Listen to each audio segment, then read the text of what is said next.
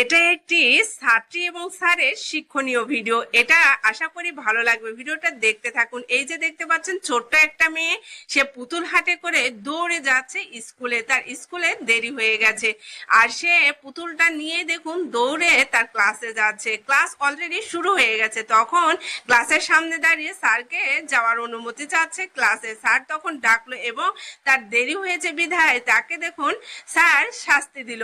এরপর এই ছোট্ট মেয়েটি যে সিটে বসলো। আর এরপর দেখুন ক্লাসের দ্বিতীয় দিন যেদিন, সেদিনও কিন্তু সেম ভাবে এই ছোট্ট মেয়েটি স্কুলে দেরি করে গেল এবং সে ক্লাস শুরুর পরে গিয়েছে বিধায় দেখুন এই স্যার তাকে ডেকে নিল। ডাকার পরে এই ছোট্ট মেয়েটিকে স্যার বলল যে তুমি প্রতিদিন দেরি করে আসো, যার কারণে তুমি পরীক্ষায় তোমাকে 5 নম্বর কম দেওয়া হয়েছে। আর এই 5 নম্বর তোমাকে দেওয়া যাবে না, কারণ তুমি প্রতিদিনই লেট করে আসো। এবং সে প্রথম দিনের মতো তাকেও দ্বিতীয় দিনও কিন্তু শাস্তি ভোগ করতে হলো। এরপর দেখুন 5 নাম্বার কম দিয়েছে স্যার, এর জন্য এই মেয়েটি খুবই কষ্ট পেল এবং মন খারাপ করলো। আবার সেম ভাবে কিন্তু তৃতীয় দিনও সে ক্লাসে দেরি করে যাচ্ছে। আর ক্লাসে দেরি করার কারণে দেখুন স্যার কিভাবে তাকে শাস্তি দিল। এরপরে দেখুন সে আবার তার স্যারকে বলতেছে স্যার আমি ক্লাসে আসতে পারি, তখন স্যার ডেকে নিল এবং তাকে তৃতীয় দিনও কিন্তু ফাইন করলো এবং শাস্তি দিল। এরপর দেখুন স্যার বুঝতে পেরেছে যে এই পুতুলটির কারণে হয়তো তার প্রতিদিন আসতে লেট হয়, এই জন্য দেখুন ছোট্ট মেয়েটির কাছ থেকে পুতুলটি কেড়ে নিল এবং এই পুতুলটি ডাস্টবিনে ফেলে দিল।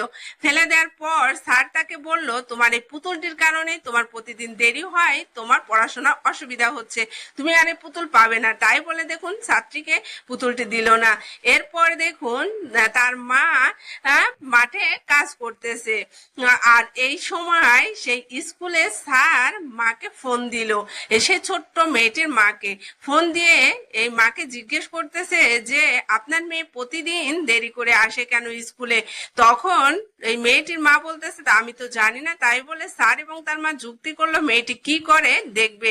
দেখতে তারা লুকিয়ে লুকিয়ে দেখতে লাগলো এই ছোট্ট মেয়েটি সকালে তার বাবা এটা সেটা খাইছে, খেয়ে মাতলামো করে পড়ে আছে। তখন এই ছোট্ট মেয়েটি দেখুন তার বাবাকে হাত ধরে ঘরে নিয়ে যাচ্ছে।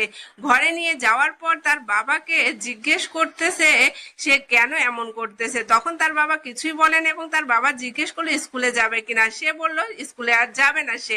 তাই বলে দেখুন সে বস্তা নিয়ে বাইরে বেরিয়ে পড়লো।